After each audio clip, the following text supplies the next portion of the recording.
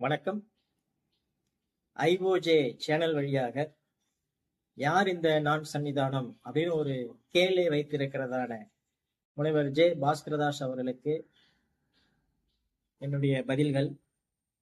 ஒரு 4 ஆண்டுகளுக்கு முன்பாக ஒரு நேரலையிலே தோமா திருவள்ளுவரை சந்தித்த பிறகு மூவொரு கடவுளை குறித்து திருவள்ளுவர் கடவுள் வாழ்த்து வான் சிறப்பு நீத்தார் பெருமை என்று எழுதிய பிறகுதான் இங்கே பிரம்மா விஷ்ணு சிவன் என்பதான 3 கடவுள் கொள்கை வந்தது என்று நீங்கள் பேசியிருக்கும் பொழுது, திருமூல திருமந்திரத்திலே இந்த மூவருக்கும் மூத்தவர் என்று ஒருவரை குறித்து சொல்லியிருக்கிறாரே, அது யார் என்று உங்களிடம் கேள்வி கேட்டதான அந்த நான் சன்னிதானம் தான் இந்த நான் சன்னிதானம்.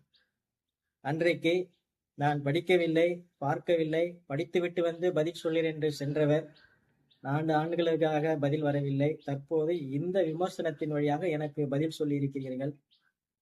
அதிலே ஒரு ஆலோசனை கொடுத்திருக்கிறீர்கள். நிறைய படிக்க வேண்டும் என்று சொல்லி ஏற்றுக்கொள்கிறேன். நான் உங்களுக்கு தயவாய் ஒரு தாழ்மையான ஆலோசனை சொல்கிறேன். நிறைய படிக்கிறது என்பதோடு படிப்பதை சரியாக படிக்க வேண்டும் என்று நான் உங்களுக்கு சொல்லிக்கொள்ள விரும்புகிறேன். நீங்க நிறைய படித்திருக்கீங்க, ஆனா சரியா படிக்கல அப்படின்னு நான் நினைக்கிறேன். சரியா படிச்சிருந்தீங்கன்னு சொன்னீங்கன்னா இந்த தப்பான பிழையை நீங்கள் செய்திருக்க மாட்டீங்க. அவித்தல் என்ற ஒரு வார்த்தைக்கு நீங்கள் பொருள் கொடுப்பதற்காக ஏதோதோ செய்து எங்கோ ஒரு பாடல், ஒரு வரி உங்களுக்கு கிடைத்தது, அதை எடுத்து வந்து பேசிவிட்டீர்கள். அதை நான் தவறு என்று சொல்கிறேன். திருப்பயற்றனூர் அரண் என்று கூட அவருக்கு சொல்ல முடியல என்று கிண்டல் பேசியிருக்கிறதான திரு பாஸ்கரதாஸ் அவர்களே, உங்களுக்கு அது திருப்பயற்றனூர் அரண் என்று தெரிகிறது அல்லவா? தேவியை பாகம் வைத்ததான சிவபெருமானை குறித்த பாடல் என்று புரிகிறது அல்லவா? தெரிந்தும் அதை நீங்கள் அது இயேசுவோடு சம்பந்தப்படுத்துகிறது என்று எப்படி நீங்கள் சொல்வீர்கள்? அதுதான் நான் தவறு, திருட்டு என்கிறேன். சாது செல்லப்பா அவர்களை குறித்து நான் பேசுவதற்கு நீங்கள் அவர் வயது என்ன, உங்கள் ஊழியம் என்ன, அவர் செய்த ஊழியம் என்ன, உங்கள் வயது என்ன என்றெல்லாம் நீங்கள் கேட்டிருக்கிறீர்கள். ஒருவர் செய்த தவறை சுட்டி காட்டுவதற்கு வயது முக்கியமல்ல ஐயா. அவர் எழுதின இந்த புத்தகம் கிறிஸ்துவம் தேவையா என்ற புத்தகத்திலே வலியும் பாவ நிவாரணமும் என்ற 12வது அதிகாரத்திலே அந்த தலைப்பின் கீழாக அவர் பேசும்பொழுது இந்த பாடல் எடுத்து அவர் அங்கே பயன்படுத்தி இருக்கிறார். திருநாவுக்கரசருடைய பாடல் ஒன்று வலியை உறுதிப்படுத்துகிறது என்று சொல்லி, அவியாய் அவியுமாகி அறுக்குமாய் பெருக்குமாகி பாவியை பாவம் தெரிக்க பரமனாய் பிரம்மனாகி என்று சொல்லி 4 வரி எடுத்து தவறாக சொல்லியிருக்கிறார். முழு பாடலின் பின்னணியை அறியாமல் படிப்பவருக்கு இது பலியை குறித்து சொல்லப்பட்டிருக்கிறதோ என்றதான தவறான புரிதல் தானே கொடுக்கும். இதுதான் திருட்டு வேலை என்று நான் சொல்லுகிறேன். இதற்கு நீங்கள் பதில் சொல்ல தவறிவிட்டு முதல் 2 வரிதான் முக்கியம், 2வது வரி முக்கியமல்ல என்று சொல்வது வேடிக்கையான பதில் அல்லவா? இது பைபிள்ல பிரசங்கம் பண்றீங்க, ஒரே ஒரு வார்த்தை எடுத்து பிரசங்கம் பண்ணுவீங்களா? முன்னாடி பின்னாடி அந்த வசனம் என்ன சொல்லுது, என்ன கான்டெக்ட்ல அது சொல்லப்பட்டு என்பதெல்லாம் நீங்க பேச மாட்டீங்களா? அதைதான் நீங்க அப்ளை பண்ணிருக்கணும். அதை விட்டுட்டு முதல் 2 வரி தான் முக்கியம். இது எப்படி இருக்கு? ஒரு திருடனை பிடிச்சி ஏன்டா திருடுன அப்படின்னு கேட்டா, வீடு திறந்தது அதனால நான் உள்ள போனேன் நானும். இது என்ன மாதிரியான பதில்? திருட்டு புத்தி இருக்கு, திறந்திருந்தா உள்ள போயிட்டான், அதுதானே பதில்? அதானே உண்மை. அதே வேலையை நீங்க இங்க செஞ்சிருக்கீங்க. இது ஒண்ணு நான் கேட்பது தவறல்லவே. அவியாய் அவியுமாகி அப்படின்னு நீங்க அதை போட்டிருக்கீங்க. நான் பார்த்த வரைக்கும் அது ஆவியாய் அவியுமாகி தான் இருக்கு. அடுத்து நீங்க அதுல என்ன கேள்வி கேட்டிருக்கீங்க? அவித்தல் என்பது என்ன? யார் பலியானது? யார் பலியானது? இயேசு கிறிஸ்து பலியானார். ஆமாம். அதற்கு இதற்கு என்ன? இந்த பாடல் இயேசு கிறிஸ்துவா சொல்கிறது. இது திருப்பயற்றனூர் அரணாகிய சிவபெருமானதன்னு சொல்லி இருக்கிறது. எப்படி 2 ஒன்றுன்னு சொல்ல முடியும்? இயேசு கிறிஸ்து பலியானார். ஆமா, பலியானார். இது சிவன். நீங்க ஏன் சிவனும் பலியாவும் நினைக்கிறீங்க? பலி என்று சொன்னால் உயிர் பலி என்று உங்களுக்கு யார் சொன்னது? உயிர் பலி மட்டும்தாங்க. அவித்தல் என்றால் பலி, சரி. அவித்தல் என்றால் பலி, பலி என்றால் வெறுமனே உயிர் கொலை பண்றதுதான். அதுதான் நான் மறுத்து பேசுகிறேன். நீங்களாகவே பலி என்று சொன்னால் பலி கொடுப்பது உயிர் பலி அப்படின்னா உயிர் பலி மட்டும் இல்லை. நான் தான் உங்களுக்கு சொல்லுகிறேன், படிப்பதை சரியாகவும் படிக்க வேண்டும். நீங்க என்னோட மெத்த படிச்சிருங்க. தமிழை படித்தேன், தமிழை படித்தவன், தமிழை அறிந்தவன் என்றாலும் நீங்க அடிக்கடி சொல்லுகிறீங்க. ஆனா அப்படி உண்மையாலுமே உங்களுக்கு தமிழை அறிந்தவராக, தமிழை படித்தவராக இருந்திருந்தால் இப்படிலாம் ஒரு பொய்யான ஒரு கட்டமைப்பை நீங்க செஞ்சிருக்க மாட்டீங்க. நீங்கள் தமிழை சரியாக படிக்கவில்லை, படித்திருக்க வாய்ப்பில்லை, அல்லது படித்திருந்தும் அதை மறைத்திருக்கிறீர்கள் என்று நான் எடுத்துக்கொண்டு, இதை காண்கிறதான பொதுமக்களும் தெரிந்து கொள்ள வேண்டும் என்பதற்காகவே உங்களுக்கு ஒரு தமிழ் பாடலை நான் சுட்டிக்காட்ட விரும்புகிறேன். கண்டிப்பாக நீங்கள் புறநானூரை என்னை விட நன்றாக படித்திருப்பீர்கள், கலித்தொகையை படித்திருப்பீர்கள், அங்கே கபிலர் பாடிய ஒரு பாடலையும் கண்டிப்பாக படித்திருப்பீர்கள். மழை குறித்ததான அந்த பாடலை, அந்த சூழ்நிலையை அங்கே கபிலர் வர்ணிக்கும் பொழுது அந்த மக்கள் என்ன செய்தார்கள், மழையை வேண்டும் என்பதும் மழையை வேண்டாம் என்பதற்காக அவர்கள் கடவுளுக்கு பலி செலுத்துகிறார். அந்த பாடலை அவர் அங்கே எழுதி வைத்திருக்கிறார்.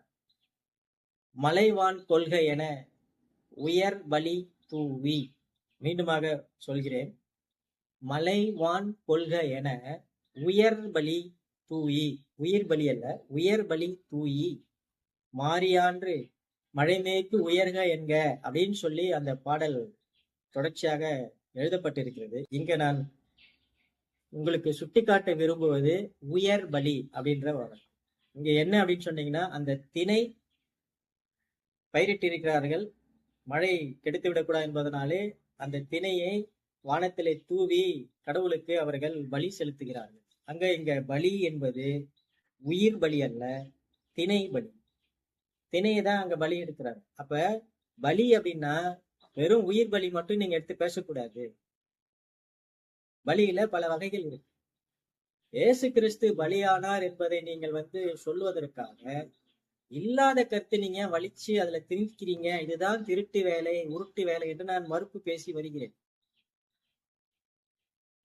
ஐந்தவித்தான், திருக்குறள்ல திருவள்ளுவர் ஐந்தவித்தான் என்று சொல்லிவிட்டார். அதற்கு நீங்கள் ஏதோ புதுசாக ஒரு புதிய கண்டுபிடிப்பது போல கொண்டு வந்து அதை பேசிட்டு இருக்கீங்களே. நாங்க முனைவர் பட்டணத்துக்கெல்லாம் ஆராய்ச்சி நாங்க செய்தோம், அறிஞர் மத்தியில அதை நாங்க நிரூபிச்சோம். நான் அந்த இடத்துல இருந்திருந்தால் கண்டிப்பாக இந்த ஆராய்ச்சி கட்டுரையை நான் தூக்கி போட்டிருப்பேன்.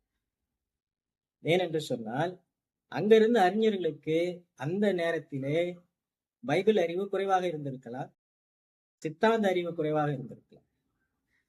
உங்களுக்கே சித்தாந்த அறிவும் இல்லை, பைபிள் அறிவும் இல்லை என்று நான் நினைக்கிறேன். ஆதியாகமும் ஒன்றுக்கே உங்களுக்கு விளக்கம் தெரியல, இல்லது அல்லது நீங்க நம்பல அப்படின்னு அர்த்தம். திருவள்ளுவர் மழையை, வானத்தை சிருஷ்டிகர்த்தர் ஆவியானவர் என்று சொல்லி இருப்பது சரியா? தோமா அதெல்லாம் சொல்லியிருப்பான்னு நினைக்கிறீங்களா நீங்க?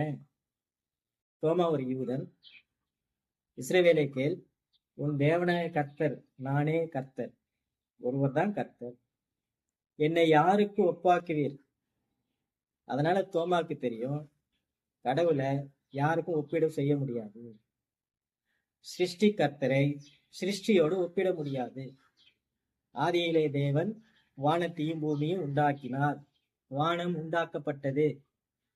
வானம் சிருஷ்டி கர்த்தர் அல்ல, வானம் என்பது சிருஷ்டி அக்கார்டிங் டு பைபிள். இந்த ஆதியாகம் ஒன்னையே நீங்க விசுவாசிக்கவில்லை, அல்லது தெரியல, நம்பல. அப்ப திருக்குறள் ஆவிய வான் சிறப்புன்னு உருவகப்படுத்திட்டாரு. அதுவே தப்பு. அந்த ஐடியாவை எப்படி தோமா தானே கொடுத்துருக்கணும். தோமா சொல்லி தானே இதை எழுதுனா திருவள்ளுவர், நீங்க சொல்றீங்க. அப்ப தோமா தப்பா சொல்லி கொடுத்திருப்பாரா? அப்ப இப்படியான முரண்பாடுகள் இருக்கிறது. இன்னும் ஒரு விஷயத்தை உங்களுக்கு நான் சொல்கிறேன். திருக்குறள் இயேசு கிறிஸ்துவை நிராகரிக்கிறதான புத்தகம், நிராகரிக்கிறதான நூல். கிறிஸ்துவ சித்தாந்தம் வேறு, திருக்குறள் சித்தாந்தம் வேறு. திருவள்ளுவர் இயேசு என்ற இரட்சகரை நிராகரிக்கிறார். இது நான் மிக ஆணித்தரமாக நிரூபிக்க முடியும். அதனாலே திருக்குறள் கிறிஸ்துவ நூல் இல்லை. திருவள்ளுவர் இயேசு கிறிஸ்துவை அறியாதவர்.